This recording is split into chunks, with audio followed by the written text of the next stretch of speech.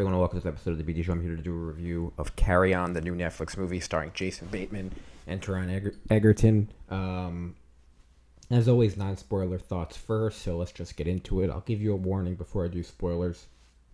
And I guess there's really two ways of looking at this movie. There's this movie in a vacuum, just if it's good or bad, and then there's how this movie works as a Netflix movie. I think this is a perfect Netflix movie.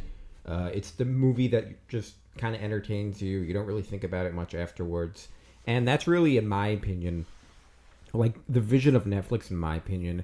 I know they're getting into live sports. I know they've made a lot of movies like trying to win Oscars, like The Irishman and whatnot. And they've made deals with a lot of different actors, including Jason Bateman. But to me, the vision of Netflix was, even you'd look like 20 years ago, you'd get home from work, unless you went to the movies, and unless you wanted to pop in a DVD, you essentially just scrolled cable, and maybe you'd see a movie that you like, and maybe you'd be like, oh wow, there's 40 minutes left, let me watch it.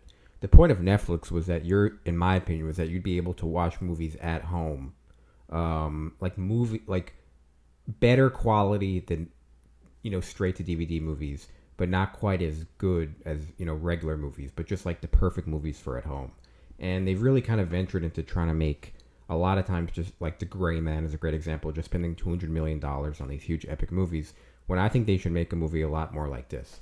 Now, that being said, this movie is still riddled with holes, and I think at times it just doesn't know what it wants to be.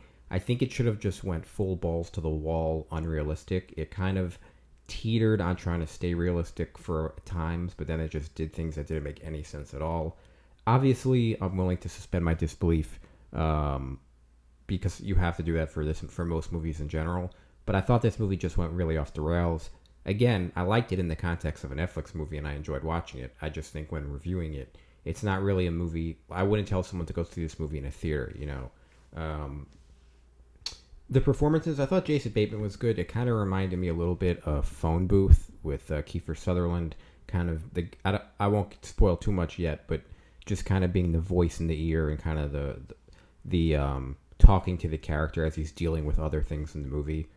Taron Egerton, who I haven't seen a ton, I know he's like most famous for probably Rocket Man, and he's been in some other things, but I know a lot of MCU fans have always fan casted him as Wolverine. I thought he gave a very muted, kind of weird performance in this.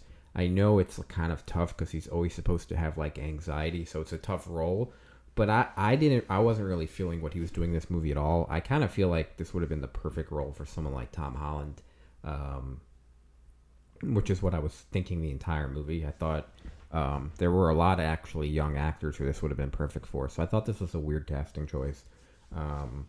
Because I've heard good things about him, but I just wasn't digging it.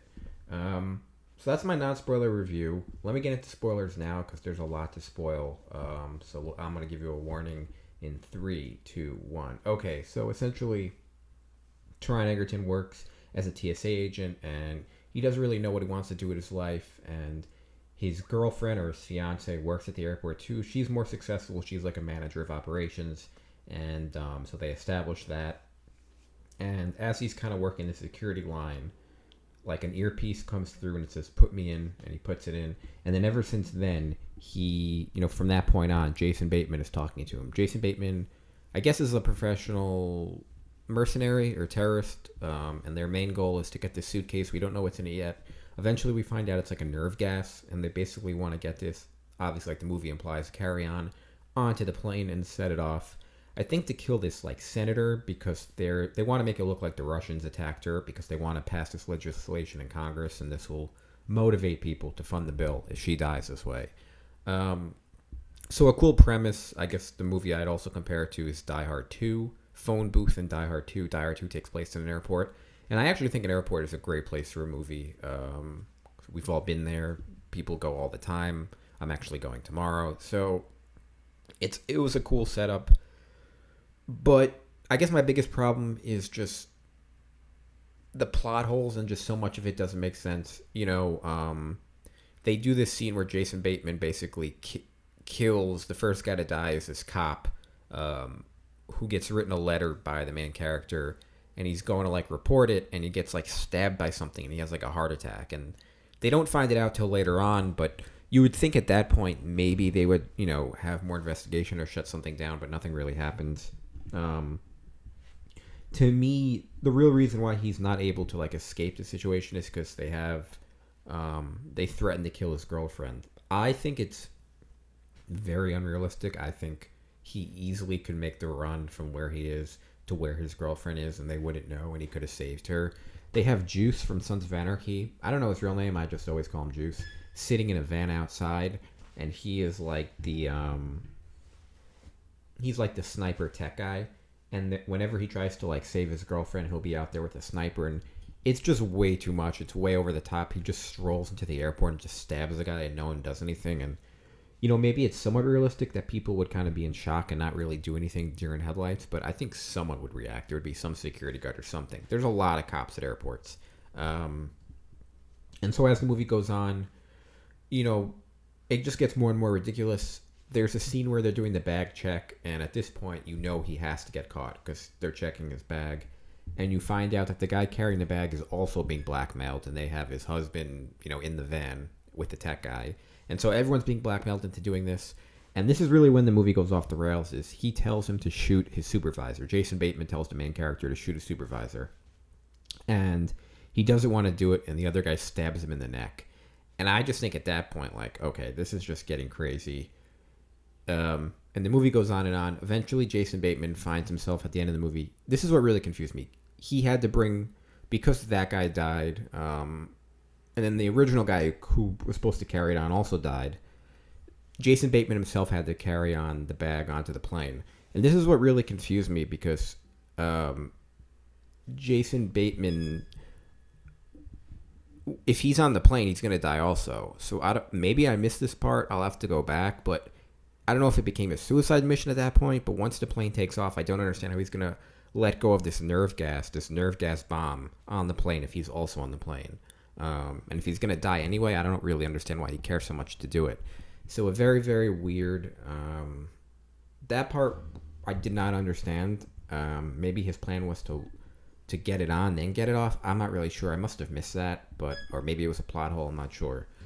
So that's really the movie. Eventually they fight underneath the cargo hold under the plane where the luggage is. And I think this movie had like 15, 20 minutes at the end that didn't have to happen. I think it could have ended at the airport, but they tacked on this like 15 minutes on the plane where he literally runs on the plane and he's where the luggage is, and they fight down there, and eventually he traps him like in this booth, and the gas goes off, and that's how Jason Bateman dies. But I just thought it was very, very,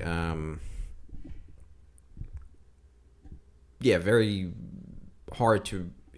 I mean, I don't care about realistic usually, but I just feel like they spent the whole movie trying to make it be realistic. It doesn't make sense to do the last 15 minutes on the plane, and I also think it made the movie too long. So that's my spoiler review. Carry On. Not one of the better movies I saw this year, but like I said, I think it's the perfect kind of movie for Netflix. But, and the last thing I want to say is Netflix always does this thing in their movies where there's like a side plot, and the side plot and the main plot converge on each other at the end. And it's good at one time, but I feel like they always do it. There's this female detective, and she's kind of cracking the case. And she does a good job. She's a good actress, but I just feel like every Netflix show I've seen, or maybe just streaming in general, they seem to do this where there's like this second plot and they converge on each other. And it always just, no matter what the plot is, it just seems like they always do it. You know what I'm thinking of? Hijack with Idris Elba. I think that's a similar thing where they have kind of like a secondary plot. So that's my spoiler review, a movie that I probably won't spend too much time thinking about, but I think it's worth the watch. It's on Netflix. Thanks, guys, for watching. And as always, I'll see you.